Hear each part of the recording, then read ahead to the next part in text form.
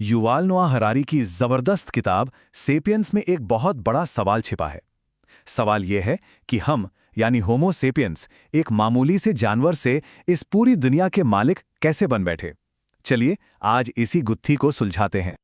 सोचिए, हमारी कहानी में कितने ही राज दफन हैं, पर सबसे बड़ा राज तो यही है कि हम इस धरती पर सबसे ताकतवर बने कैसे।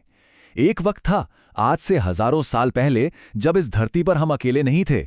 हमारे जैसे और भी इंसान थे, निएंडरथल और भी कई प्रजातियां। तो फिर हुआ क्या?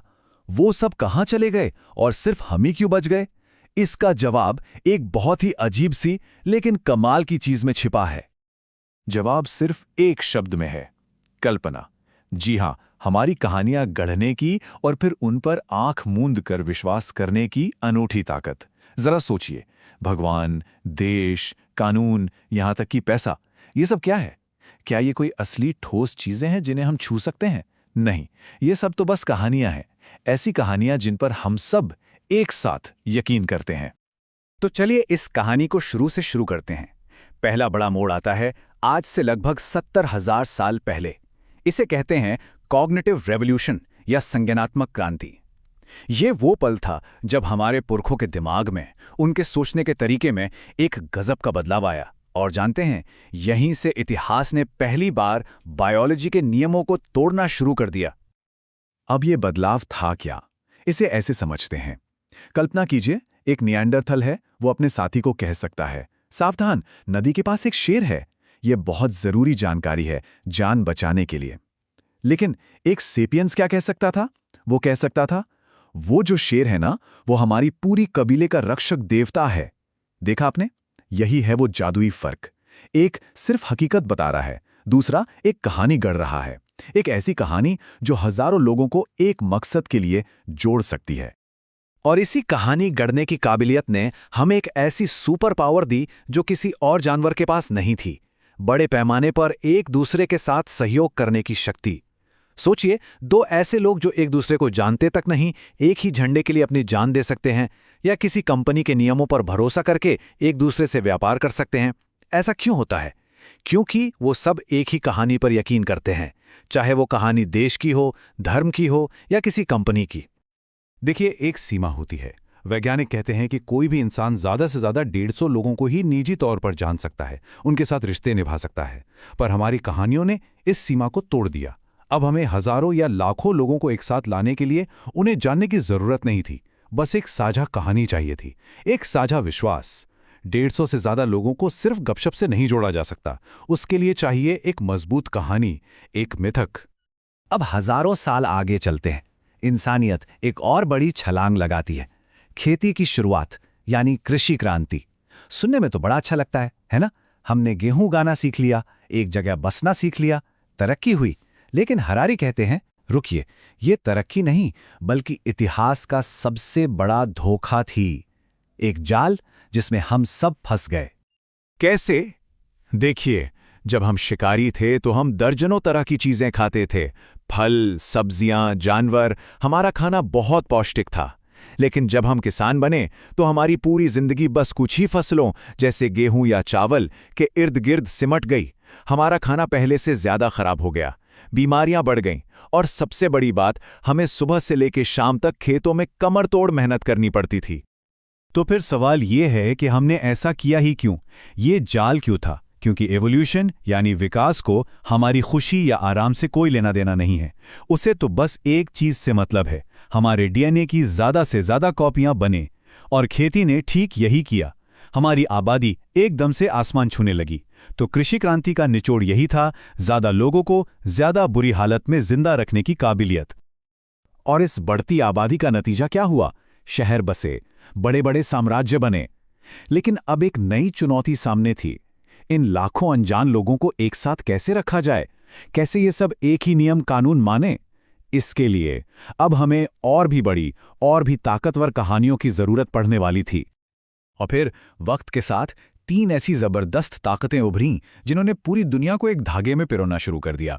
इन्होंने संस्कृतियों और सरहदों की दीवारों को तोड़ दिया। ये 3 ताकतें थीं पैसा, साम्राज्य और धर्म। पहले पैसे की बात करते हैं। पैसा क्या है? कागज का टुकड़ा या धातु का सिक्का?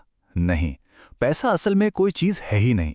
ये तो भरोसे की सबसे बड़ी कहानी है, एक मनोवैज्ञानिक चीज है। ये एक ऐसा सिस्टम है जो दो बिल्कुल अनजान लोगों को भी एक दूसरे पर भरोसा करके व्यापार करने देता है। भरोसा, यही वो कच्चा माल है जिससे हर तरह का पैसा बनता है। ठीक इसी तरह बड़े बड़े साम्राज्यों ने अलग अलग संस्कृतियों को एक ही कानून के नीचे ला खड़ा किया, और फिर आए बड़े बड़े धर्म जिन्होंने ये विचार फैलाया कि कुछ सच्चाइयाँ, कुछ नियम पूरी दुनिया पर, हर इंसान पर लागू होते हैं। इन ताकतों ने मिलकर दुनिया को छोटे छोटे कबीलों की सोच से बाहर निकाला और एक ग्लोबल विलेज बनाने की तरफ धकेल दिया। चलिए अब कहानी में और आगे बढ़ते हैं। हजारों साल तक इंसान क्या मानता था? यही कि दुनिया का सारा ज्ञान या तो पुरानी धर्म ग्रंथों में है या हमारे पुरखों के पास। जो कुछ भी जानना जरूरी है वो पहले से ही पता है। लेकिन फिर आज से करीबन 500 साल पहले सब कुछ बदल गया। एक नई क्रांति ने जन्म लिया और इसकी नींव एक बहुत ही दमदार सोच पर रखी गई थी। वो क्रांतिकारी सोच थी ये मानना कि हम कुछ नहीं जानते। इसी को अज्ञानता की खोज कहा गया। आधुनिक विज्ञान की शुरुआत ही तब हुई जब हमने पहली बार ये हिम्मत दिखाई और कहा हमें सब कुछ नहीं पता। जैसे ही हमने ये माना कि दुनिया के बारे में हमारी समझ अधूरी है, बस वहीं से ज्ञान की एक कभी न खत्म होने वाली खोज शुरू हो गई। अब ये जो बदलाव था ना, पुरानी किताबों पर भरोसे से हटकर नई खोज में पैसा लगाने का, इसने दो और बड़ी ताकतों के साथ मिलकर एक जबरदस्त चक्र बनाया। ये दो ताकतें थीं साम्राज्यवाद और पूंजीवाद। सोचिए, इन तीनों ने मिलकर तरक्की का एक ऐसा इंजन बना दिया जो आज तक दौड़ रहा है। कैसे? पूंजी यानी कैपिटल ने विज्ञान की खोजों और राजा महाराजाओं के अभियानों में पैसा लगाया। इन खोजों से नई तकनीकें बनी जिससे और ज्यादा मुनाफा हुआ, और उस मुनाफे से और ज्यादा खोजों के लिए पैसा मिला। ये चक्र आज भी हमारी दुनिया को चला रहा है। और तरक्की का यही इंजन आज हमें एक ऐसी दहलीज पर ले आया है जहां हम सिर्फ दुनिया ही नहीं बल्कि खुद जिंदगी के बुनियादी नियमों को बदलने की ताकत हासिल कर रहे हैं। हम इतिहास के एक ऐसे मोड़ पर हैं जहां शायद होमो सेपियंस का ही अंत हो जाए। 4 अरब साल से इस धरती पर जिंदगी नेचुरल सिलेक्शन यानी कुदरती चुनाव के नियमों पर चली है। जो फिट था वो बचा, लेकिन अब इतिहास में पहली बार जिंदगी इंटेलिजेंट डिजाइन यानी इंसानी सोच से बने डिजाइन पर चलने लगी है। हम होमो सेपियंस अब सिर्फ अपनी दुनिया को ही नहीं बल्कि जिंदगी को ही डिजाइन करने की शक्ति पा रहे हैं। हरारी कहते हैं कि ये 3 तरीकों से हो सकता है। पहला, बायोलॉजिकल इंजीनियरिंग यानी हम अपने डीएनए और जेनेटिक कोड को ही बदल दें। दूसरा, साइबोर्ग इंजीनियरिंग जिसमें हम अपने शरीर को मशीनों के साथ जोड़ दें। और तीसरा, पूरी तरह से एक नई नॉन ऑर्गेनिक जिंदगी बनाना यानी आर्टिफिशियल इंटेलिजेंस। जरा सोचिए, जो जीव हमारे बाद आएंगे वो हमसे उतने ही अलग हो सकते हैं जितने हम अपने पूर्वज निएंडरथल से हैं, शायद उससे भी ज्यादा। और ये एक ऐसी दुनिया बना सकता है जहां अमीर और गरीब के बीच का फासला सिर्फ पैसे का नहीं बल्कि बायोलॉजिकल होगा, जैविक होगा। और यहीं पर आकर हम सबसे बड़े सवाल से टकराते हैं। जब हमारे हाथों में भगवान की तरह बनाने और मिटाने की ताकत आ जाएगी, तब हम क्या बनना चाहेंगे? उससे भी बड़ा सवाल, हम क्या चाहना चाहेंगे? शायद हमारी पीढ़ी के सामने यही सबसे बड़ी और सबसे मुश्किल चुनौती है।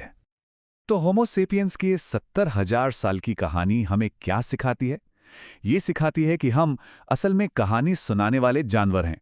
हमारी कल्पना ने ही हमें इस ग्रह का मालिक बनाया है। लेकिन अब जब हम अपनी कहानी का अगला पन्ना खुद लिखने जा रहे हैं, तो सबसे बड़ा सवाल यही है कि हम कैसी कहानी लिखेंगे।